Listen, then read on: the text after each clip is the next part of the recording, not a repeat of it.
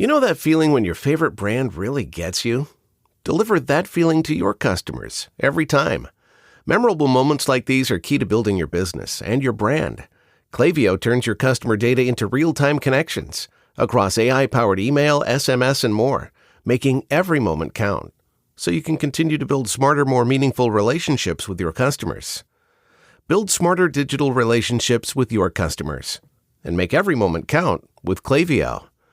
Learn more at klaviyo.com/BFCM. This episode is brought to you by Huggies Little Movers. Huggies knows that babies come in all shapes and sizes, and their tushies do too. Huggies has more curves and outstanding active fit. Parents know that there's nothing worse than an ill-fitting diaper, especially for active, wiggly babies. Huggies Little Movers are curved to fit all curves, so babies feel comfy no matter how much they're moving around. And we all know they're moving around a lot. They also offer 12-hour protection against leaks, which is a game changer. Get your baby's butt into the best fitting diaper. Huggies Little Movers. We got you, baby.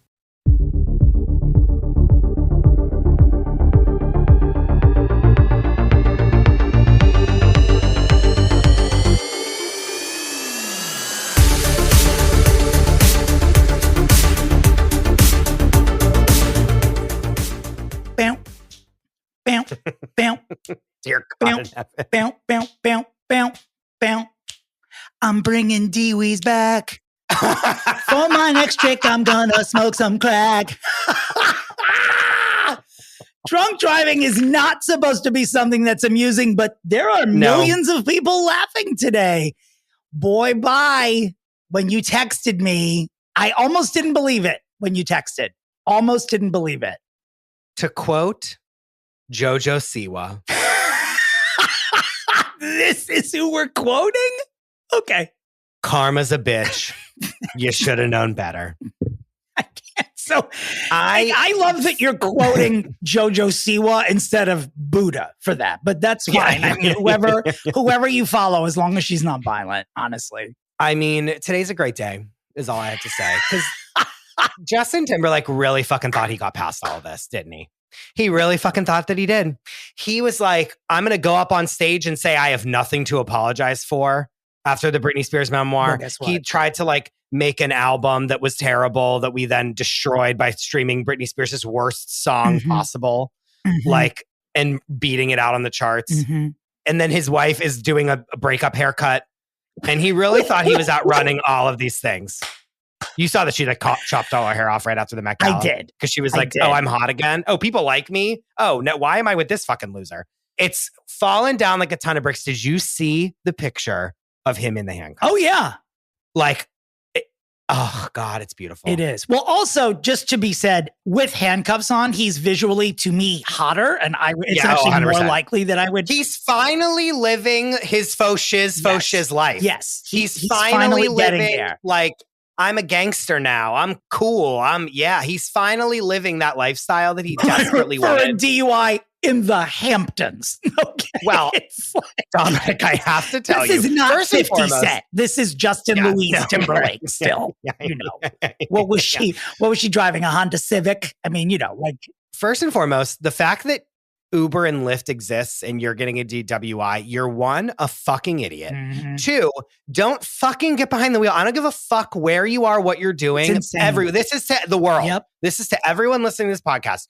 Pay the $45 fucking dollars when you're drunk and you can't drive to leave your car there and pick it up the next day. Period. And you know what? If you want to do that, we don't care about you. If you want to drive into a brick wall, do it. It's about other people. It's insane that we're talking about this when you literally have 5 different car services you could have called.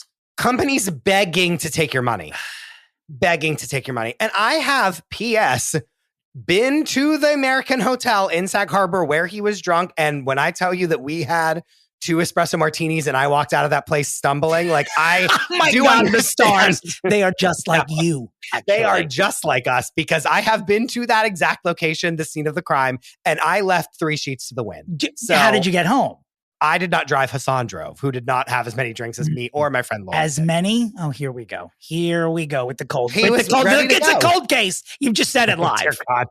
Dear God. Do no, you he think was drinking responsibly. I, however, was not. Well, Hence why I did not get espresso behind martinis, that's like, I mean, and they were strong. That's a lot. That's espresso even one espresso martini is like, I literally go to my Google Calendar and I say toilet 6 a.m. to 1 p.m. the following day. Like, how dare that drink even exist?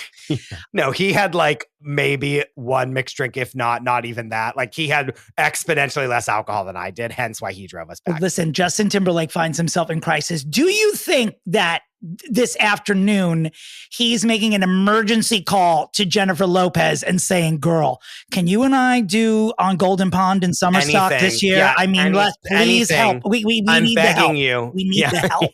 I'm not convinced that this wasn't a whole Witches of Eastwick setup scenario. I believe that Jessica Biel actually gave him the keys and said, drive home, and then texted Janet Jackson and said, it's begun. And then Janet Jackson texted Britney Spears and said, it's been handled. Call the police. Right. Yeah, and then Britney Spears, for some reason, went on Instagram and probably said something like, hey, y'all, this is my taint. Or whatever. But this is a moment. This is a pop culture moment. The Timberlake DWI. I loved posing for that. Listen, I love the Clistener so much because truly my phone has not stopped ringing all day. I'm getting every time a new outlet pushes an article, I get 75 DMs of it. What's he going to do? I don't know what he's going to do. This is bad. Like real bad. I heard you saying that in my head when the news came through this morning. This is bad. Yeah. This is bad. No, it's bad. I think it's going to turn out to be less bad than what it's being made of now. I mean, Justin Timberlake has become a veritable punching bag for a billion reasons over the last couple of years. So like this DWI is like his Atlas. You know what I mean? Like they need to pair up and do something. But the best meme of all, and there are so many memes about this that it is a full-time job trying to go through them. But when that one site that I sent you said the star of Trolls arrested for drunk driving. Screaming bloody murder down the street. Like, wait, and this is coming in like right as we are recording this. You're aware that apparently the cop that pulled him over had no idea who he was because he was so young. Too young. Yep. Slam. That's insane. Like, slam. Someone maybe had to say to him, this is the troll. This is King Troll. And then he would have been like, oh yeah, I remember that. Oh God, it's beautiful. Again, on top of him being arrested, they're like, and who are you? Like, that is a double whammy if I've ever seen one. Well, look, his perp walk, sexiest of the year, I guess. I mean, I don't know who else we have to compare it to, but it was, he looked good. He looked better than he has in a minute. I got to be honest. So, and people were putting like him doing like the, when they make you walk the line, they did that video of him trying to do that dance at that concert that was so bad. People were like, if I was drunk, can I do this? And it's that like skippity doo dah that he does. Like, I did not see that. He looks like a different person to me than he did during that horrific dance with those very white shoes and those cargo pants. He looks like he's like sort of surrendered to the zaddy of it all rather than trying to look young. Let's talk about some other big stuff. Nothing's bigger than that this week, obviously, but... And we've been delaying recording this in hopes that he would come out. It's as late as it can go. It's as late. We can't. We're at press time. We're recording video today. And so this is the latest with the light hitting into my apartment that I'm willing to do it in this exact spot where this looks like my Grindr photos, which is a through cheesecloth. So let's move on to the Tony Awards. Did you watch them? I was not available to watch them, so I know nothing. So please lay it on me. I mean, that sounds mysterious. Hopefully, you'll maybe on the Patreon you'll reveal where you were. I was just like out with Hassan and his family, like at dinner. Well, you should have just said, I was unavailable. So that's like a Google Calendar. That's what I said. Option. Like you're answering no to my question. The Tony Awards, they were cute. I was entertained. Ariana DeBose, big winners. Outsiders won Best Musical and Stereophonic won Best Play. Stereophonic I wanted to see for the longest time. It looks absolutely wonderful. Everything that was performed looked wonderful, except I have to be honest, and I feel terrible about this. Because a very caftanned Hillary Rodham Clinton, I guess, is one of the producers of Suffs, the musical, and came out in what was more of a muumuu than a caftan and a miss for me fashion-wise, but I still stood up at home when she walked out on stage. And she introduced the musical Suffs, which is about suffragettes. And I have to say that this musical looked insufferable. I've waited 3 days to say that. 3 days. I don't even have a comment after it. I just wanted to say that on the air now, back off. But it really just didn't look entertaining to me. Sure. The Outsiders looked wonderful. Everything looked so good. But for me, the highlights were the Outsiders. You know, Alicia Keys and Jay-Z showed up and sang. I saw. I think you sent it to me. You were like, "What's happening?" I was like, I was like, I thought I got the Tonys and the Grammys mixed up. A woman named Keisha Lewis, she's an actress I'd never heard of before, delivered a rousing speech when she won Best Featured Actress in a Musical for Hell's Kitchen, that Alicia Keys musical, which also looked very good. Just go to the internet and Google Keisha Lewis Tony speech. I found her to be quite inspiring. And that was it. But it was pretty uneventful, which is, I guess, what you want in an award show. Ariana DeBose hosted and was fine. You know how I feel about hosting. It's very hard. And so it's, if I won't remember it, you did a decent job. Was the Tonys the like rap that she did that was bad? That was the BAFTAs. And she actually made a joke about it here and said that she was going to write, I think she was going to said, how about we write an off-Broadway musical based on my rap from the BAFTAs? Oh, that's funny. It was funny. Okay. It was funny. Yeah. She has very long hair now and looks like a completely different person. She was wearing a Bob Mackie in the opening number and looked very Cher-ish. Okay, I'm going to go look at that. I need to go see that. It was very variety show. She was giving a lot. I like that. Let's talk about some people we've fixed who are in the news. A very, very rare occasion. Some people listening. Some listeners, by the way. There were two people who we, really mostly Chris, thought were deceased, who since the last broadcast have proven to the world that they are very much alive. Yeah. Yes, it was very POL. Yeah. Robert Arthur Kardashian, tycoon of the Arthur George sock line. I can't even say it straight. Robert Arthur Kardashian, known to his friends as Rack, probably. Rack, apparently, Chloe called him because their friend, what is her name? Malika. I watched it truly 5 minutes before we got on this microphone. She wants to have a baby. And so Chloe was like, well, you've already had sex with my brother years ago. Why don't you guys just have a baby now? And in the cringiest recorded moment of the year, they call Rob on speakerphone and Chloe's like, have a baby with Malika. And Rob just keeps repeating, I can't fuck anymore. And the look on your face right now is exactly the look that was on Khloe Kardashian's face. And then she was like, okay. And then eventually hung up. No explanation has been given. I don't know if he lost his penis in a kitchen accident or if he just is impotent. I don't know. Dominic, I don't want to start a conspiracy theory, but like truly when I tell you that it is the first scene of the episode, it is absolutely not tied to anything else in the episode. It could have been shot yesterday and they could have rushed it to edit and then put it in there. Like, truly, they could be doing proof of life of him. And could it be a soundboard that they kept pushing buttons on? Like, yes, because he says the same 10 words, the whole, like. The Rob Kardashian soundboard has the phrase, I can't fuck anymore on it. I don't know. I'm just saying. What about like, hi, sis? No? He goes, hello. He says hello like 6 times. And it could be AI. Maybe. He could be dead and we don't know where Shelley, but like proof of life, I guess. And proof of impotence. Maybe there's planting story seed. Maybe this is like their plan. Then we're going to find out what's wrong with his dick in the next episode. Who knows? Maybe this is part of his big comeback. It's just a very personal. Why does it always look like I'm wearing rouge on this cheek? Because you are. I'm not. I am like, absolutely not rouge. I am not wearing rouge. You know, I always put on a little Revlon Color Stay in the hopes that they'll send me free shit. Why is Revlon Color Stay not sponsoring this podcast? I really don't know because I have to believe that I'm keeping that brand in business. People look to me for that sort of thing. Yeah. Speaking of people that you thought were dead, Kate Middleton shows up at Trooping the Color in the UK. Now, do you believe that this was her or was it a hologram? Yes. No, I think it's real.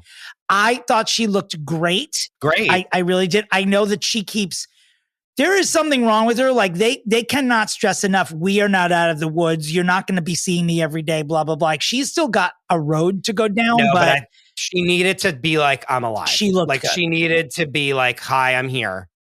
Listen, I wonder what flight from Houston she got on You're convinced she was here. Well, 100%. I think she's back. I think she's already back, probably. All right. But I'm glad she's alive. Is she at a hospital in Houston, or is she staying at Tina Knowles' house, do you think? Well, I mean, maybe Tina Knowles lives at the hospital. That's why she looks so great. Never forget whenever Rebecca sent us that video of Tina Knowles being like lifted out of the crowd. I still watch it monthly. I know, I think about it like every day. Being like airlifted, but by a human being. But by human beings. Yeah. Moving down to the lower rungs of the royal family, of course, we move into the Duchess territory with the Duchess of Schmuckers. While the UK and the world breathed a sigh of relief that their princess was alive, Meghan Markle thought that this was the moment to debut the jam and the dog biscuits. And it was pretty hilarious because there was a headline in the Post that said something like, Meghan Markle debuts jam and dog biscuits while cancer-stricken sister-in-law makes first public appearance. I mean, what do you mean, Dominic? Of course that's what they say. They probably had the press release 3 weeks ago for the fucking jam, and they're like, we're just going to wait until Kate's dead, and then we'll put it out on the same day to make Meghan Markle look like a fucking bitch. I mean, the whole 4 of the episodes of that docuseries between the two of them is just like all examples of this. Yeah. Right? Yeah. Yep. H is apparently looking for a house back in the UK. Apparently, and again, I love our sources. I do know that many of them are not real. Accurate. It's me making things up because I want to. Exactly. Yeah. But it's people have turned on them in Los Angeles. Like their social circle has shrunk since the Netflix doc and all this other stuff, and that Harry is feeling like they need to at least have a place back there that they can go back and forth to. Who turned on them in Los Angeles? Like what? Well, all the people that were their friends. That. I don't know. Sure. I do believe that Kate and the king being sick has given a level of sympathy to the royal family that they probably weren't expecting. Because now it's like, they were racist. And then this old man with cancer looks up and goes, ooh, me? And it does take a different tone, This century's Princess Diana, who is young and vibrant and a mother of young children, gets cancer. That's bad for Meghan Markle. She should, I'm obsessed with her. Should have held off on the jam. She needs to go back there. I think this is such nonsense. I really do. We say it every week. We're only one person can change this, And I'm sure that they are resistant to her doing it because they don't want to be like, oh, it's okay that you humiliate us. But you know what? Have breakfast. They're done forever. No, but they can't do. They wouldn't let Kate be in the world when she was sick. Do you know what I mean? They were making her go into a fucking bunker, basically. They're not going to let Meghan just bop right back in. Not for nothing. Harry's book was like a slam. It was an assault. It was an assault. It was like, sure. He puts them out like fucking, he wrecks them in that book. There's very few things that they can come back from that. I'm not going to lie to you. Let's move on to one more of our regulars and then we'll hit. Wait. Really quick. Why is Meghan Markle not on Instagram eating the jam? I hear there's a jam. Have you seen a picture of the jam? Where is the jam? Because she knows. Because of that headline. I'm telling you, she's like, you know what? Let's do a soft launch. I'm not going to do it. I know I'm answering your question seriously for a change, but you make a good point. She's not going to do it until Kate's better. She keeps being like, I'm doing this brand. Here's this Archwell bullshit. Here's Arc. What was the other one? Riviera Orchard. Something. Whatever that American Riviera Orchard. Right? Something like that. Where is it? Where is that? Show me anything of that brand. You could have slapped your name on any of these things. What's happening? I think she knows she needs to back off. Lay low. Yeah. There's a singer, I don't know if you're familiar with. She's been around for a while. Her name is Jennifer Lynn Lopez. She's from the Bronx, New York. Just like I am, except people here know me. Slam dunk. So a second Jennifer descended on Ben Affleck this week at his rental home. Both Jens were there at the same time, Garner and Lopez, and it's so mean. All hell was breaking loose. But it's not because they were just at the son's graduation party. Samuel graduated. And they act like they're having a family meeting because Jennifer Garner is mediating between the two of them. The New York Post acted like he was wearing a suicide vest when these women were there trying to unbuckle it. Yes. For real. Yes. That Jennifer Garner swooped in to be like, Jen, Ben, you love each other. I know you can do this. That's what they dressed as Sydney Bristow while she was doing it. Correct. And then probably kicked one of J-Lo's twins in the face just with a roundhouse and then ran. She like flew down through like a raft, like came down through the rafters on like a she slithered in through the gas fireplace. Yeah, you know what I mean? Yeah. Like that's what they act like happened. Meanwhile, it was like they were just all there because one of their children was graduating from high school. I can't. Like that was it. It was just a family party. That was it. And if you just saw the pictures and didn't actually read the article, you're like, oh no, like it's going down. Meanwhile, it's like, yeah, it's a Sunday and it's the summer and they're getting together. That's literally it. Not literally it. Kevin Spacey, what's new with him? Well, did you see the interview he did on Piers Morgan where he said I didn't. He's you broke told me this. And he has to move out of the only home that he's ever had for the past 6 years, by the way. He's making it seem like he had to like leave his mother, in the nursing home and run off with a satchel. Yeah, Kevin Spacey is back. He has a new movie coming out. I'm not going to say the name of it because I don't want anyone to see it. I don't like... How is he broke? How is he broke? Because he's got millions, he told Piers. I wonder if they're calling this episode Tears on Piers. When he was crying on Piers, he said he'd have millions of dollars in legal fees, like millions of dollars in legal fees. Yeah. Kevin Spacey crying on television that he has no money. And what are we supposed to set up a GoFundMe? Like, what are we supposed to do for Kevin Spacey? Also, no one feels bad for you. No. Why are you gay? Why did you come out only after people were like, you raped a kid? And he was like, oh, but I was gay. What? No, we don't want you. We don't want you at all. Kevin Spacey's at the top of my, we don't want you, can we give you back list. Ariana Grande. We didn't talk about her regularly for a minute. And now we are, like, as the ramp up for Wicked. Well, she gave an interview and was finally asked on the record about the whole Nickelodeon scandal, because she was on Nickelodeon during the time, in history when kids were being treated poorly. She was part of that class of people. And she said that she is still reprocessing the Nickelodeon years in light of all of the recent allegations. She said something that was very interesting where she was like, imagine as a kid, you're doing this stuff and then like you're doing this and you hear like an eruption of laughter from like the video, you know what I mean? Where the director is. And you hear that and you're like, oh my God, this was funny. Okay, great. Like I was actually very proud of her because she really she didn't shy away from it at all. No, she didn't.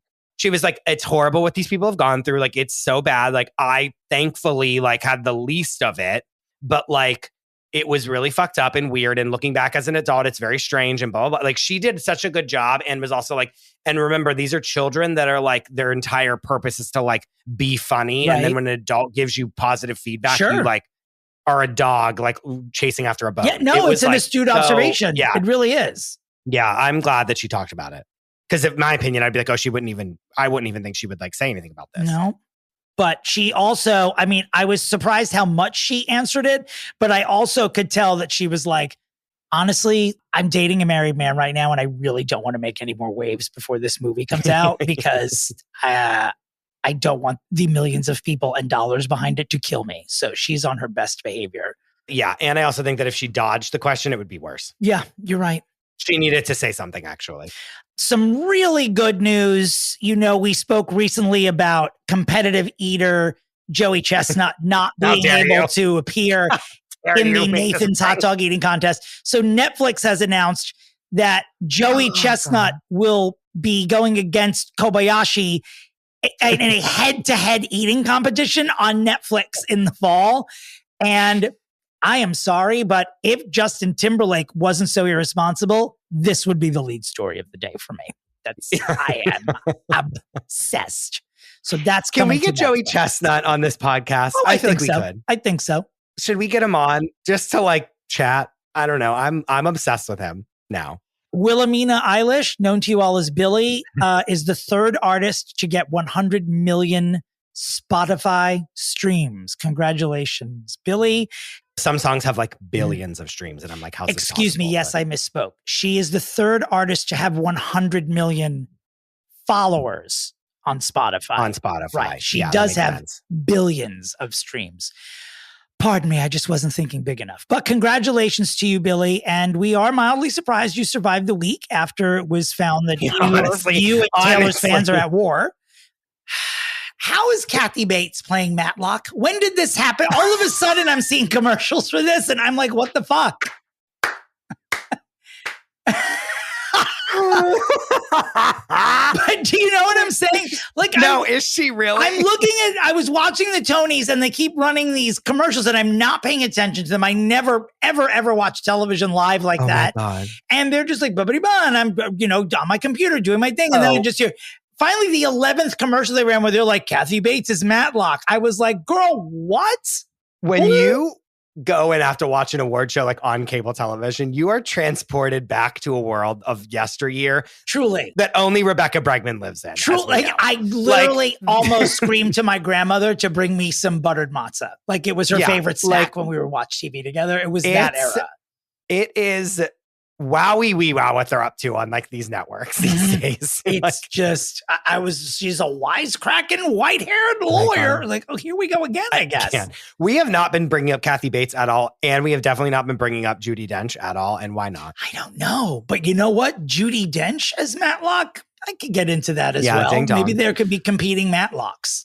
Now, Dominic, I need you to go to your phone and I need you to go to our group chat because I've seen it. Since we have been recording this, Justin Timberlake's mugshot has come out. Yeah, I saw it and I have already masturbated to it, to be honest with you. I think he looks great. He also looks wasted as fuck. Oh, yeah, he's fucked up. His eyes are redder than the devil's dick, to quote Pineapple Express.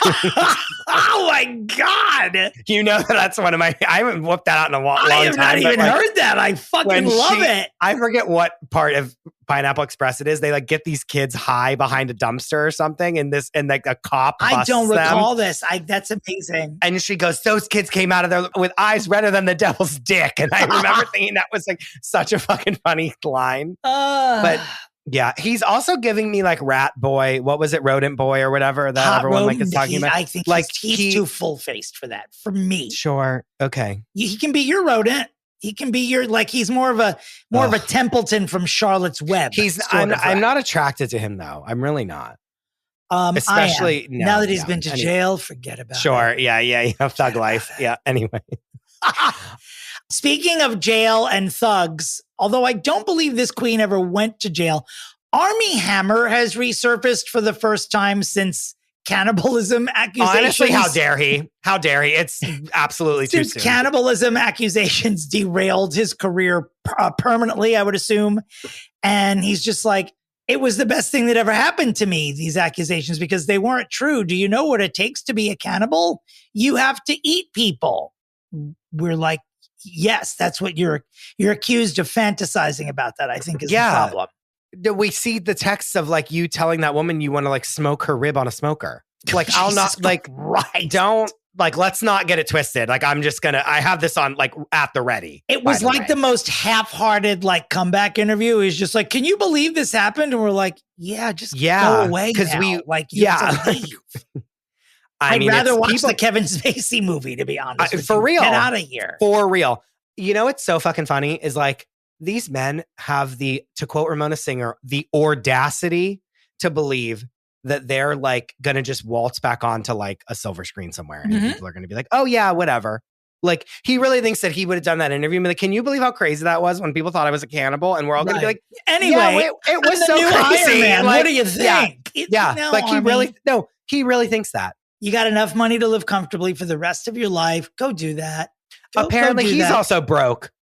He's now like more millions of dollars in lawsuits. Yeah. All right. Apparently he's broken is like renting paddle boards in Cayman Islands or something like that. Meaning like he rents them himself or like he rents them to people. Like he's the guy that gives you your paddle boards when you go to the rental place. That's allegedly what he's doing.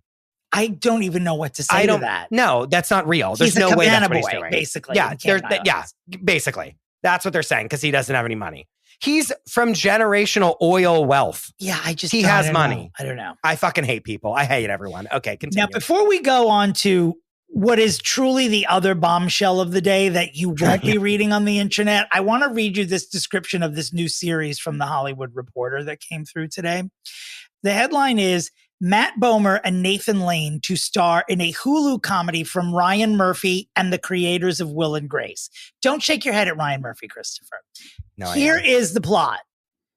the logline, the series follows three best friends, gay gentlemen of a certain age, who, after an unexpected death, decide to spend their golden years living in Palm Springs, where the wealthiest one lives with his mother and a naked Gen Z housekeeper.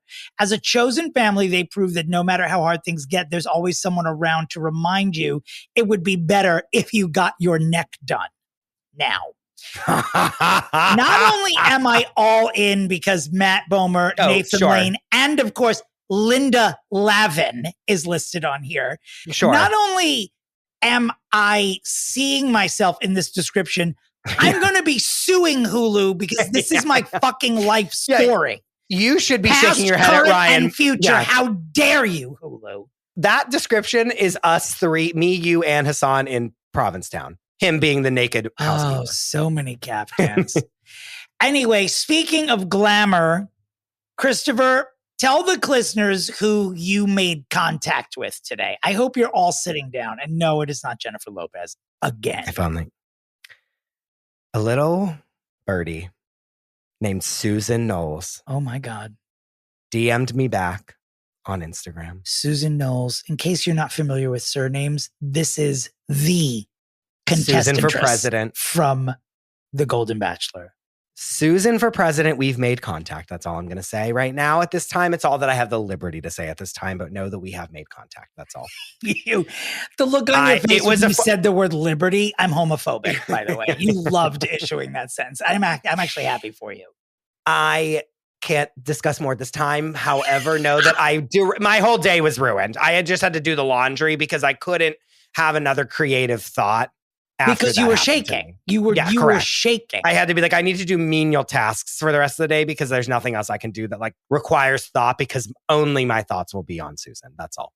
Well, today's fix is a wild ride with one of our podcast moms who is always hilarious and entertaining. Kate Casey is here to fix Honey Boo Boo and Aunt June. A reminder that in just 10 days from today, if you're listening on Wednesday, on June 29th is my Pride show at the Cutting Room. Please go to domandterry.com for tickets. We will be back with our fix of Honey Boo Boo and Aunt June. Who's Aunt June? What am I doing? Why am I even here? June. Why am I here? I should read from cards. I should learn how to. I got to learn how to read for us. Mama June and Honey Boo Boo after this message. You know her and you love her from not only this podcast, but her incredibly amazing and famous podcast, Reality Life with Kate Casey. It's industry leader, industry icon, correct. Podcast mother, and auntie to everyone who watches television. Yes, and also one of our pod mothers. It is the incomparable Kate Casey. Welcome to the show. God, thank you. Will you guys perform that at the funeral? Well, yeah, sure. That was our dry run, actually. It's so funny because I wanted to be like, it's so nice to see you, but I talk to you literally every single day. So it's like, hi, it's just another phone call. It was like FaceTime. You are like the Cliff Clavin of Kate Casey's podcast. Yeah. A little bit. Yeah. I texted her and was like, I'm assuming I should be watching, or I said something like, I know, you're should I be watching Perfect no. Match? And she was like, please. Like, we are here today. By the way, Chris, who did you put this young woman on the list? I don't remember how she ended up there. Yeah, I did because I saw some people.com articles that about her current sitch. Yeah, there's a situation happening where basically, I mean, I'll tell you now, like basically she's turned 18. Right. Honey Boo Boo herself, Alana Honey Boo Boo, which I went back and watched the original interview of like us being introduced to their family, and yowza is all I have to say. Like truly, like think of whenever it's in like the Looney Tunes and like a train is coming and they just see it and it goes like awooga and their eyes like pop out of their head. That was me. Do you know that I have created a word that I'm hoping like sets fire?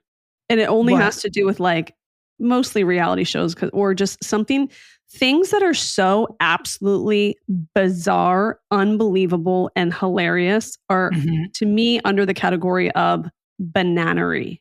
Yeah. Sure. Okay. Bananery. I like that. Bananery. Yeah. I like that a lot. I love this new word. I'm a big fan of bonkers, and I say shenaniga a lot as well. Yeah, you say shenaniga a lot, and it's really funny. I love that, but I like a bananery. Like I already want to write on some note cards, get thee to a bananery to 6 different people. Yeah. I'm going to use it as that. Well, I have an actual meme I created with the description in it, so you will know, and I can send it to you. Done. She already has merch. You already did. This is just say this was a soft launch of it. How dare you? I need some merch. No, but Alana's turned 18 and she's able to access the bank accounts and there's no money in it. Basically, it's that simple. You know what? And then you look across the floor, and then you look across the table, and her mom has had 17 million surgeries, and so you're like, where on earth could all of that money gone? And that's all those surgeries are not symmetrical. No, absolutely correct. So for those of you who have been quite literally living under a pile of rocks for the past 12 years, because that is how long she has been in our lives, Alana Honey Boo Boo Thompson came to us on TLC's Toddlers and Tiaras in season 5, and it was in 2012. It's a long time ago. Yeah, She was an instantly, now we can debate what A-list means, but she was an overnight A-list reality star. Correct. Yes. And has been regularly in the news cycle since then. And she started it all at age 6. And I was shocked when I was doing my research 4 minutes before we hit record to realize that that season of Toddlers aired in 2012. And she was such an instant star that TLC did her spin-off series, Here Comes Honey Boo Boo, where we meet the whole family the same calendar year. That first season was only 6 episodes, but remarkable. They must have been on set with her for 30 seconds before they said, she's got it. Bananery. Yeah. This is complete this bananery. Is bananery. So pretty insane and pretty instant. And she was 6 years old. And by the way, I'm thinking of my own children, and my youngest is almost 6. And then I'm trying to put into perspective how a child at the age of 6 can conceptualize the fact that there are people throughout the world that know who they are. Maybe like a YouTube influencer would get this, but like 6-year-olds are into Play-Doh. Yeah. Right. Well, this 6-year-old became instantly famous by giving an interview on Toddlers and Tiaras and saying, "A dollar makes me holla, honey boo boo." And with that one phrase, an empire was birthed. The Boo Boo Empire. But before we move further, let's hear from the two of you. Your guesses on what Alana Honey Boo Boo Thompson's actual middle name is. Spoiler alert, it is not Honey Boo Boo or any combination of them. She was born in 2005. Grace. Joy. Which is, by the way, damn it. But it's funny that you and I came up with names in the Joy, Grace, Faith category. But I just pictured what would her mom be saying. She'd be like, Alana Grace. Alana Grace. Right.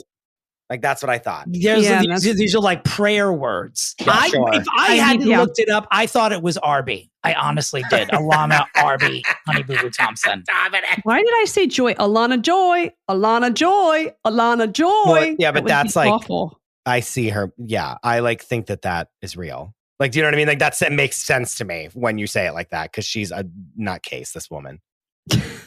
Christopher, what has alarmed you recently? Because to look not even in the not so distant past, there is always something troubling circling this young lady, to the point where she at this point seems to be the most emotionally sound person in her family. I find bizarre. Well, it's funny because it's like, actually none of it's ever really about Honey Boo Boo herself. It's all about her mom, Mama June. Right. Which it's not lost on me that they call her Mama June, because it truly is basically June and Mama Rose from Gypsy. Like, that is their lives. True. Like, they're in the like, Alana has been like doing it forever and has broken up with her mom, and now like there's drama. Like, I cannot believe that you just this is feel the like way you're bringing up Gypsy in this. But that's I feel what like it that is. comes up all the time for you, Chris. Yeah, it does. Well, Yeah, of course it does. I thought you were going to say something about June busting out all over, and I was actually going to co-sign that. I was going to say check plus. So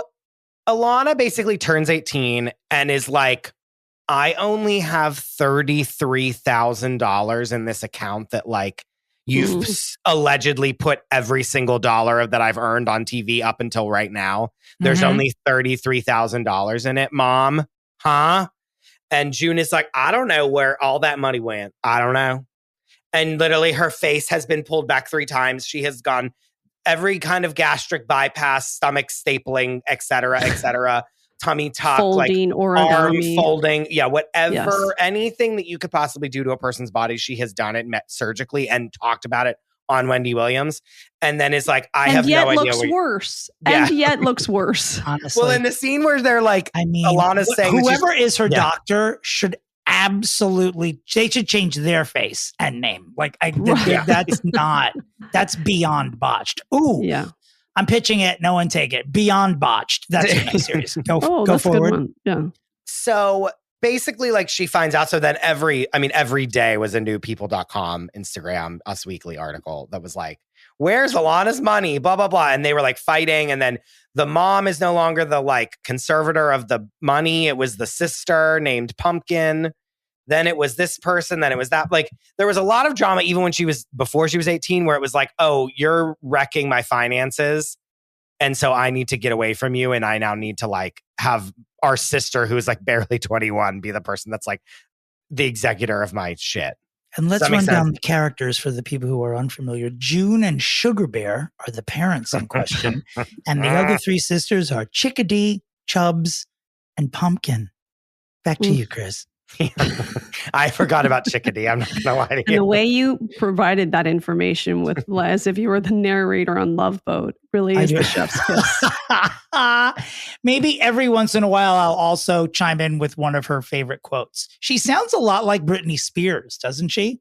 For you, she does. She sounds a lot like my Britney impersonation. Yes, she does. The last time I had a salad was never. That's an actual quote from hers. Yep. That sounds right. There is a segment of the population that really enjoyed being seen through this show. Sure. And do you think they do now? Yeah, I don't know. I don't know about that, but at the time, I think that they were like, okay, great. Like, it was 12 years ago. And that was like, I think really like Real Housewives and shows like the VH1 shows showcase like quasi glamour. Sure. This was the antithesis. This was like somebody who doesn't come from the right side of the door of opportunity, who isn't shiny and polished and is unapologetically, themselves in a world of like lower income, less educated. And I think that was refreshing for a lot of people. Sure. And for the other part of the audience, I think they were just sort of shocked. She was almost like a Donald Trump live here? Kind of personality, like just said what she thought. And I think that is enormously entertaining to certain people. Also, our first glimpse of them is, remember how there was like that train that would go right by their house? Like they basically lived on the train track. And so the first shot is the train. And then you go in their house and she's throwing the toilet paper, things of toilet paper at Alana's face. And they're like having a fight with the toilet paper because what else is Mama June? An extreme couponer. And there's like Metro racks all through their house with just like piles of toilet paper, piles of laundry detergent, piles of dish soap, like piles of hand soap, piles, any kind of like detergent, cleaner, etc. Like it would just filled their whole house up. And so it's like, I mean, how do you not walk in that house? And then the first interview they did with Alana, it's part of it, they just start playing the producer's laughs. Like they're like showing that even the camera crew that's seen it all, like can't contain themselves. And this little 6-year-old girl is just like shaking her head around like a freak for like 15 seconds total just to make them laugh. What do you guys think it would have been like to have been filming on that side of it then? Like, I think at the time when it was just 12 years ago, it would have felt like you had struck gold. But then shortly after, it would have felt like what it now, probably feels like for a lot of people because of those scandals. Popper. Yeah, I love it. I would have felt if I was shooting that show, I would have been like, if you thought Duck Dynasty made you want to move, wait till you see this. Yeah. I also think maybe there was like people got a kick out of, in some ways, it's like the anti-South. Like the South, I think of like there's this such reverence for your parents. And yet this was a child who was like telling it like it is to parents. Like she ran the show. And that must have been amusing to people too. And she still does. Like the other day on Teen Vogue, I was like just Googling a bunch beforehand just to refresh my memory. And like one of the most recent things is her on Teen Vogue making the go-go juice. There you go. Which was like, when we all remember with her being like, I need my go-go juice to perform. And it's her just chugging Mountain Dew. Like, you know what I mean? And that was when she would give them pageant crack. Remember, they would give them pixie sticks before they would go on. Like, we forget that this show like uncovered like the dark underbelly of these like kids pageants. Like, that's true. It was so much stuff. And like this year she made go-go juice on Teen Vogue on a TikTok, and it was 3 parts Mountain Dew, 1 part Red Bull. Oh my God. Which if I drank like 2 sips of that today, I would just pass away immediately. Yeah. Like I couldn't handle that. Is there a shot of Anna Wintour drinking it? No. Alana does drink it though. She goes, that's good. It's like, well, yeah. She's definitely at this point, like there's a portion of it that's like nostalgia. Yeah. know? I mean, it was nostalgia for me watching the first scene of them where she's throwing the toilet paper. I was like, oh God, like, wow, how far we've come. Right. And she was a little kid. Little. I know. That's what's like wild. She wasn't even like, she was basically a kindergartner. Yeah, she was 6. Yeah. 6. Yes. I remember when she went in and she did all this, like, you know, she performed, and I remember her mom, she was performing her dance. It's straight out of Little Miss Sunshine. Like she's performing the dance and the mom is in the background and she's like, Alana, hips, like screaming at her, like doing the thing, like doing the choreography in the aisle, mirroring what she should do. And it being like, oh God, these people are out of their fucking minds. Really? And then that truly. we just never got off that train with them. That's the thing. Is it just, then they got a spinoff where it's all of them in the house together and Alana's the star and this and that. And then remember they got that pig? Remember one episode they got a pig and then they were like, we have to give it back because it's like illegal to have a pig as a pet in our state. I remember seeing them back in the day on a daytime talk show. They did every single one. It was the one that shot at the Time Warner Center in Columbus Circle. Like they were for a time there. It might have been Anderson Cooper, actually. And they were on with other pageant kids and moms. And they had already like made like a semi-splash on Toddlers and Tiaras. And I remember seeing Alana and June. They were dressed alike and they were sort of like doing a mother-daughter theme that week, that day on the show, like pageant theme.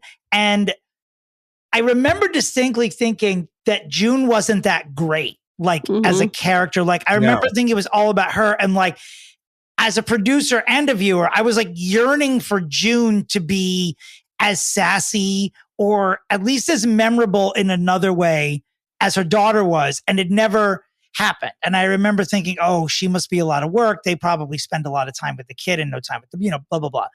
But I always wanted her to be better. And then her story just, it just kept getting more and more. That is a reality TV tragedy right there. A Greek American reality tragedy. Like it just kept getting worse. Like everything just kept getting worse. The more famous she got, the worse her life got. She had everyone rooting for her. And she went from network to network, losing weight, getting surgery, getting makeovers. And it was sad really, because her life never got better. I'm not issuing a statement on like, would it have been worse if she wasn't on reality TV? Yeah, probably, actually. I think Alana is a unicorn in that family because she was whip smart. There's no indication where she would have learned or inherited this from. And that is the truth because her sisters are lovely, but no one in that family is as smart as she is. And they all have to be around the same people. She just exists on her own. Well, and I think the other thing is like Alana was the show and June got to ride those coattails for the whole entirety of it and like kept getting plastic surgery, kept losing weight, kept getting. I remember at one point she went on, I want to say it was Wendy Williams. It could have been something else, but I want to say it was Wendy Williams. And she showed Wendy like the scars under her arms that went all the way up her arm. That was like from her like getting her skin, like, what would you call it? Like basically like a tummy tuck, but for your arm. You know what I mean? Where it's like they had to like take the excess skin away because she lost weight. Like she took that money that they earned and instead of like buying them a better house, she like got her face redone. Because of course you would. Like, what else would we expect? I'm perplexed that anyone's like, where did the money go? It's like, well, you saw where it was going every time she was away for a week. And she came back looking different. I know. And I think that Alana does also know where it went, but she's like, has to ask her mom this because she's like, well, how do you explain this? And even like this year, June is like, no, like I set up the account that like was the amount of money that Alana was supposed to have. That was like the like age old, like Charlie Chaplin era bank account with that goes in 15% of that. You know what I mean? Like whatever the fuck that thing is, that's like fossilized law that is like supposed to be protecting kids. She was like, I did everything. I did this. I did that. Like I did all of it. And so like, that's the money that she gets. But like Alana was on Dancing with the Stars.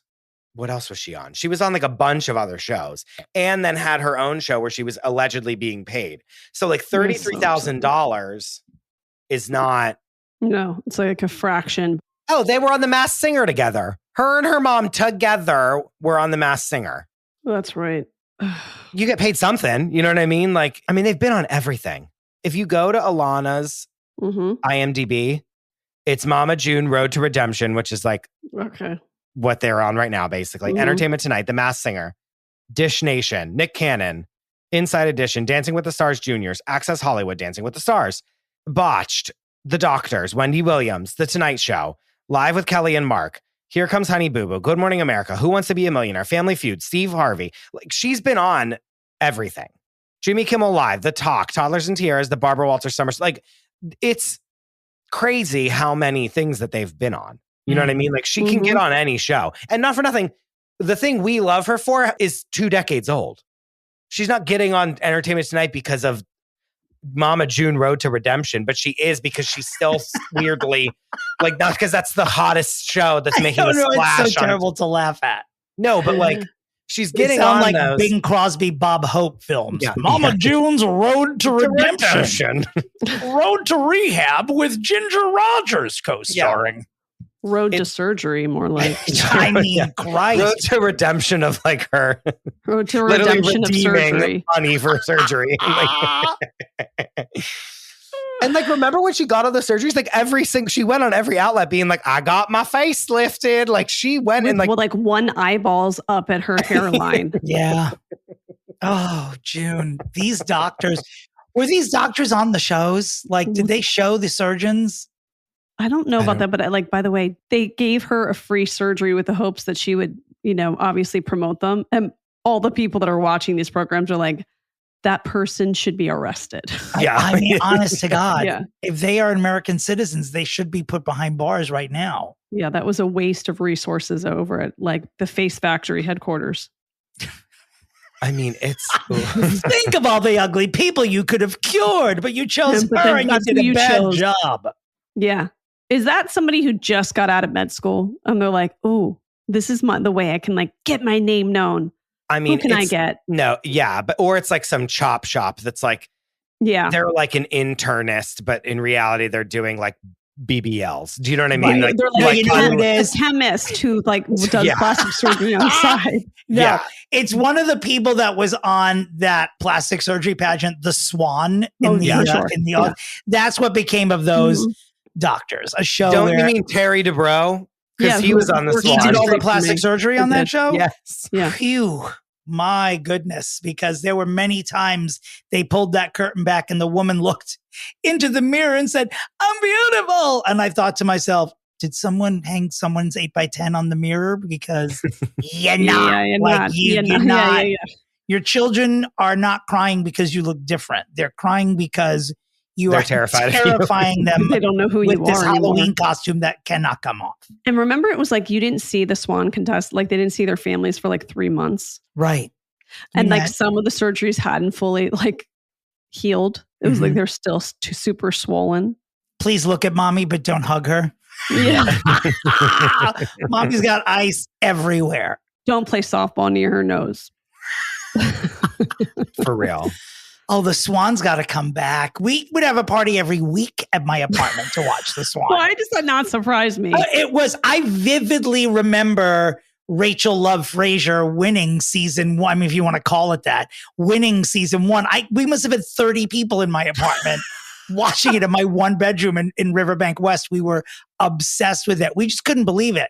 Did you crowd surf at that once it became the end?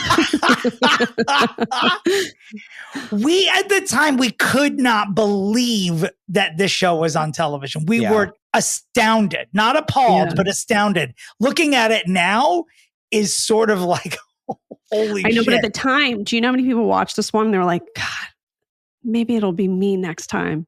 Oh, God. Like that was something people aspired to. And like if it came out now, we wouldn't even care.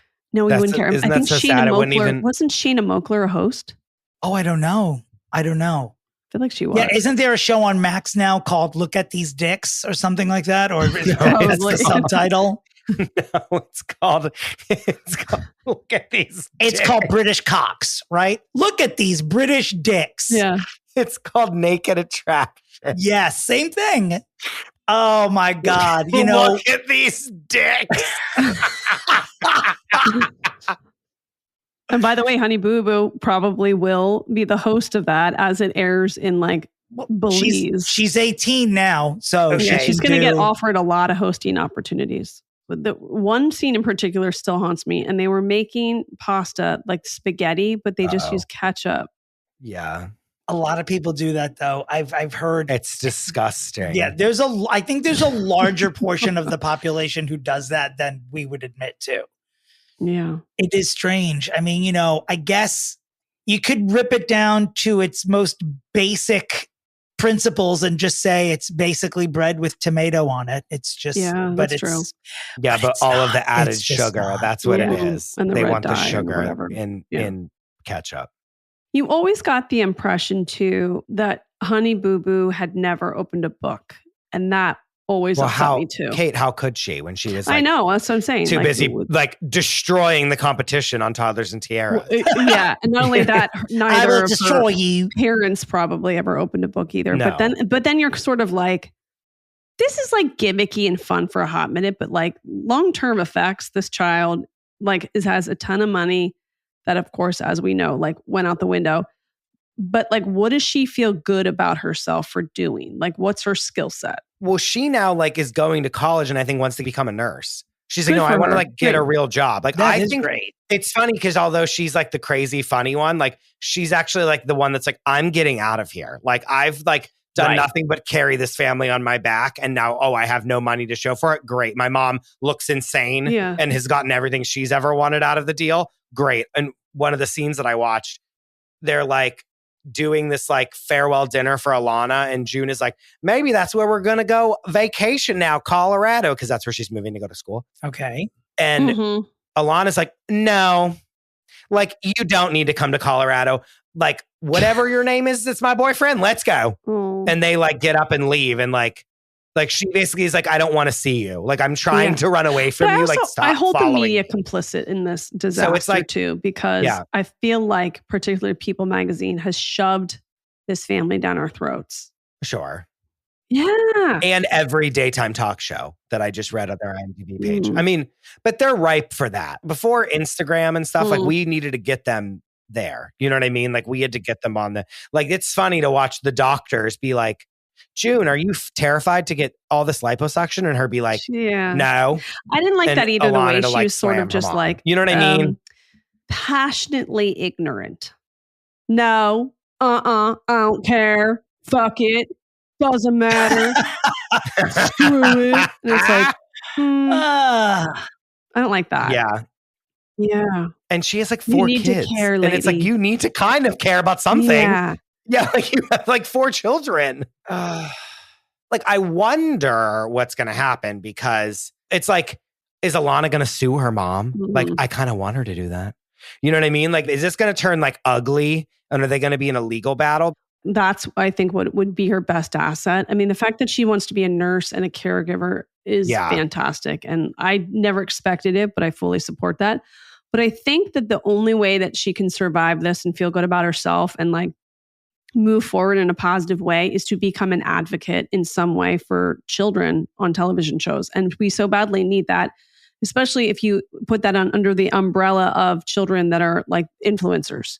Oh God, Alana. But Alana, I feel like is much more measured these days. She's going to be the most popular nurse. I know. Okay, imagine you're a kid and you're like going into, it's freshman year.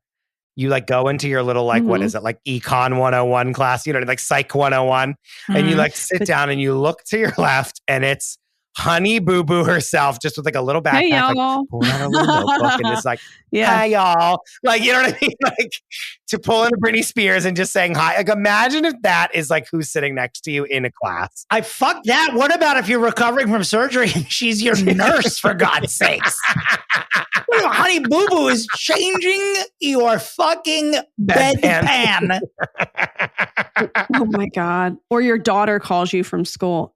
Okay, my roommate's okay. She's kind of annoying. Well, tell me about her. Well, she was on some show. Her name's Honey Boo Boo. Like, what is that? Yeah, because they probably don't even know who she is. They may not. Yeah, a 33-year-old adult, you know what I mean? A 40-year-old at that point is like, what? I would be like, hang on, I'm going to drive down to school right now. Hey guys, Parents Weekend hasn't started yet. Let's just do it. Kate, you and I if we found out one of your kids was roommates with Honey Boo Boo, I would be on a plane today. Like anyone famous. With anyone famous. Back to H Boo 2, as it were, which I think is what we need to call her. How dare you? H Boo 2. I've been holding on to that one for days, actually. I can see. I'm writing that down. H Boo 2 is going in the glossary. Oh, 2024's rival to CCB, baby. We should have a fixie at the end of the year for best nickname. That is in the lead right now. Yeah. Back to H Boo 2. Again, as I do this research while we're chatting, I am shocked about the fact that Here Comes Honey Boo Boo, the flagship show, was axed after 2 seasons due to a sexual misconduct scandal. No. Yeah. What Only happened? 2 seasons it aired. Only 2 seasons. I will tell you this. I'm looking at people.com right now, and they do not have the explanation for why. Hey, Siri, why did Here Comes Honey Boo Boo get canceled? On the 24th of October, 2014, TLC announced the cancellation of the show after reports surfaced that June Shannon was dating a man convicted of child molestation. Oh, that would do it, I guess. Thank you, Siri. Thank you. I don't understand how she got that right, but earlier I asked her how old Valerie Bertinelli was, and she gave me like a nacho recipe. I have absolutely, it's so hit or miss with this bitch. There was a full paragraph. Good for you, Siri. So yeah, I guess dating a convicted child molester would be an issue. Wait, so Mama June was dating a child molester? Was dating Mark Anthony McDaniel, a convicted child molester. Was that Sugar Bear? No, Sugar Bear is Alana's dad, who Mama June left during all of these Sugar Bear. Okay. I'm remembering him now. Oh, poor is Sugar Bear okay? Felt like there were health issues. I don't know what Sugar Bear is. Oh no, his teeth. Let's talk about his teeth. Talk about Mountain Dew. I'm just clicking on a Today Show article. No, it's really bad, guys. It's like he has one tooth and it's black, and then he got veneers. Oh, Shug. Oh no. Oh, this is so bad. The fact that I can just Google this and pull this up. Oh, he got dentures. Oh, thank God. Okay. Oh my God, I remember Sugar Bear now. You living this dental journey in real time for the listeners might be the favorite thing that's ever happened. It's real. God, I don't even want to send you the picture because you'll never sleep again. It's horrible.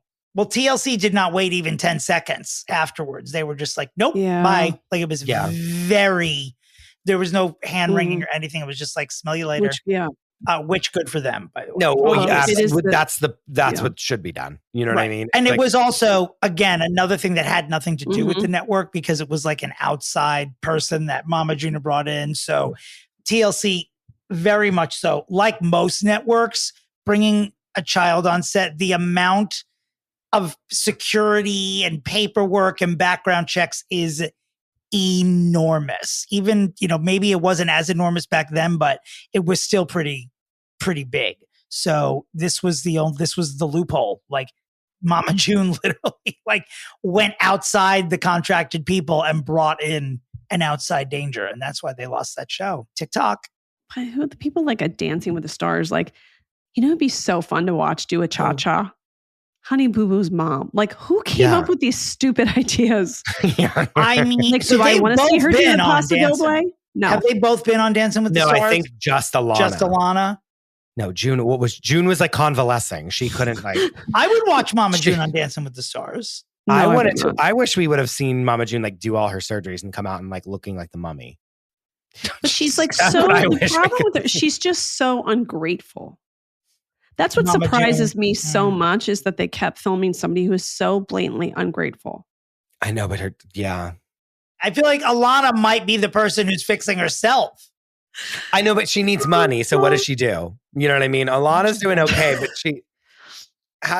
and June is in this. It's Honey Boo Boo and Mama June. You want to fix June too? All right. I think they're both. I think it's dealer's choice. You include who you want.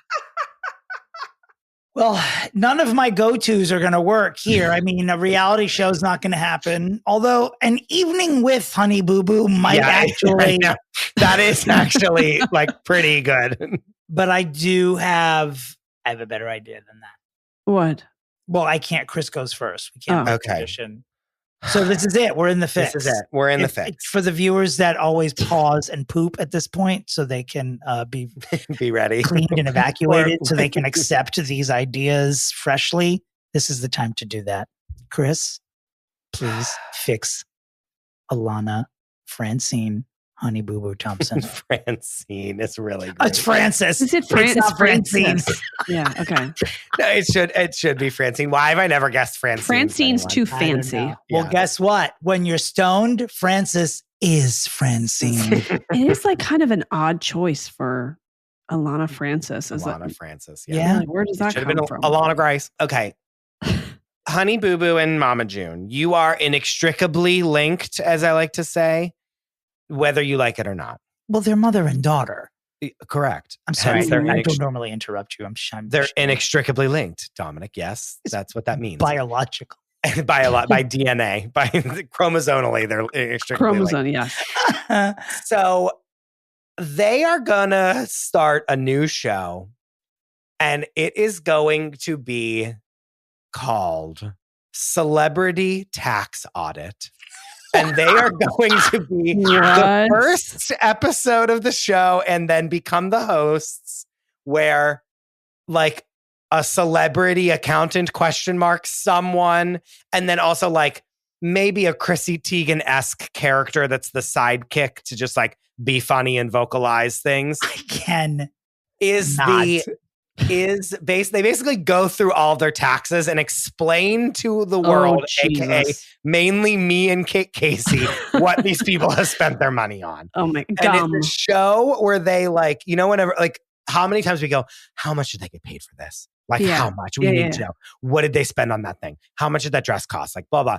You're getting all of it. Ooh. And they're going through and they're where's the money missing? Where did you go wrong? Where are your investments bad? Where was this? Where was that? And they're going through all of their taxes, all of their receipts, all of the payments, their direct deposit information.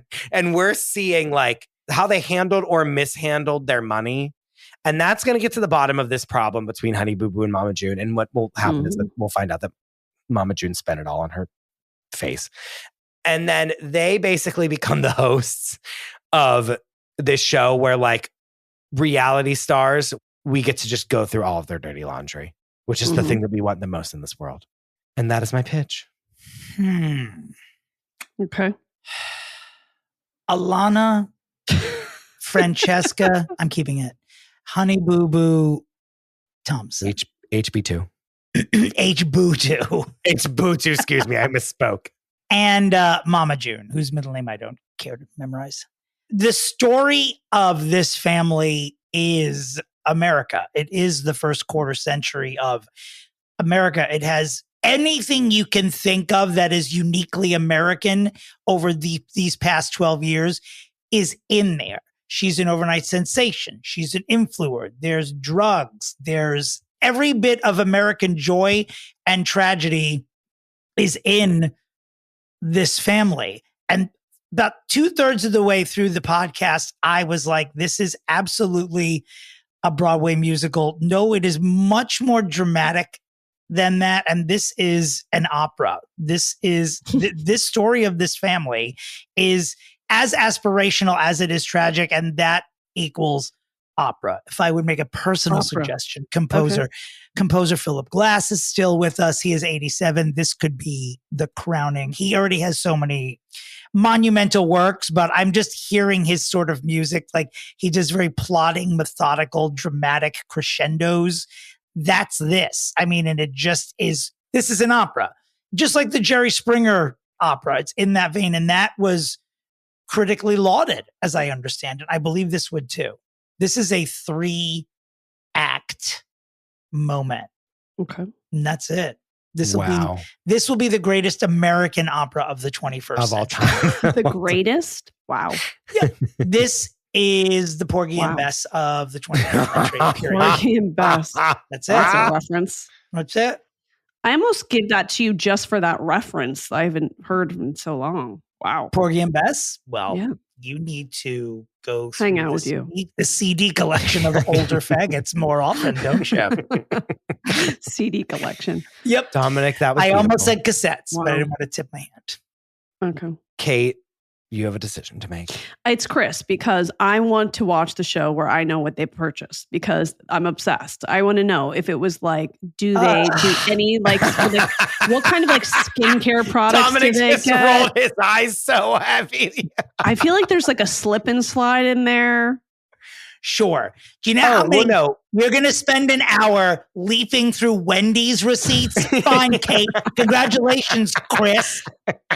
Or there could be an element where people can guess what did they like spend is it a money game on. show? It's like a game show. Like what did we spend our money on? And it's like no, figure it out. You can't give them the prize and then make it worthy of it. This is outrageous. Well, it could be like Drew Carey with one of those long, skinny, like the Bob Barker Price is microphone. Right, kind of microphone. Whereas like, did she purchase a slip and slide or mosquito repellent? And then you have to choose which one it is. My God. All right. Well, we could do that in the opera, but no one chose to make my idea better after giving them the cash prize. I think that the problem, Dominic, is opera is so highbrow. Yes. I feel like the people that watch the show don't listen to opera. Unless the opera's like, I can't. I think that this will bring a new audience to opera the way that Beyonce did opera? to country music. Yes, absolutely. Fraggle country opera. But then that's I don't want them to write the opera. I want actual people to watch it. I just want their story to be told in 3 dramatic acts. I didn't say it would be in German. Okay. Will someone wear a cape that they sort of sling over their shoulder? Well, yeah, absolutely. Okay. It's an opera. If we took this story but told it in ancient Greek times and had everyone like dressed, feudal, feudal, like very, very Germany. Clash of the Titans. Very. Let's just do this. Was Harry Hamlin in Clash of the Titans? Who? Harry Hamlin played Perseus. Oh yes, Harry Hamlin is like anyone my age. That movie's 25% of the reason we are the way we are because of him and his very tiny toga. All that to say, congratulations, Christopher, on your win. You. It has been logged. You are out front in season 2 by quite a few, which is my way of slyly threatening all the upcoming guests that if they don't want their podcast careers destroyed, they should vote for me at the end of this show. I am, of course, kidding. Kate Casey, you are a valued friend of this podcast. Thank you very much for coming here today. You're and valued for what you do for our industry. Of my life. There are moments when I think that your podcast is single-handedly keeping our industry alive. Oh. Okay. Kate Casey, one of our podcast mothers, thank you for being here. Remind me who you were in a picture with just a half hour ago on Instagram, Dominic. Gloria Estefan. Oh, Gloria. The rhythm is going to get you. And it did. It got me that day. Did it? No one else is going to get me. Tonight. Dear God in heaven. She set me up. Oh my God. Take me with you. She was, and I honestly didn't think I would be starstruck until I was in the room with her. And she's a little thing. But I just looked at her and I'm like, you are an actual legend. And survived that bus crash. Yes. Coming out of the dark. Interviewing her about that, I was like, who am I? Barbara Walters? Gayle King? Who do I think I am right now talking about this? Please tell the two people that don't know where to find you, where they can find you. Okay. You can find me wherever you listen to podcasts, Reality Life with Kate Casey. And what you need to do is go there immediatamente and give me a 5-star review, because it really is necessary in a world where people shit on podcasts. And those of us who work our asses off, please help us out. You can get my must-watch list, which is a list of what to watch in unscripted television each week by going to katecasey.substack.com. Bonus, delightful, fun episodes on my Patreon at patreon.com/KCasey. And social media, Instagram at KCaseyCA, TikTok, it's KCasey, Twitter and Threads at KCasey. Dominic, where can people find you? They can find me at my website, which is domentary.com. They can find me at Dominick Pupa on the socials. I am doing a Pride show here in New York City, live on stage at the Cutting Room, June 29th. Please go to my website or my Insta for the link to tickets. Christopher, Michael DeRosa, a winner on this podcast, thrice in a row. Oh, wow. A lot of joy. A lot of joy. The Triple Crown. Christopher, where can the listeners of this podcast find you? Don't you think that I should introduce you at your Pride show? I think I should. Anyway. As what? Would I be able to approve the copy? Yeah, you would write it anyway. Yeah, but I couldn't trust that you would stay on script, could I? I think I should. Anyway, you can find me at the Chris DeRosa. You can find the show at Fixing Famous People, and you can find the Patreon at patreon.com/fixingfamouspeople.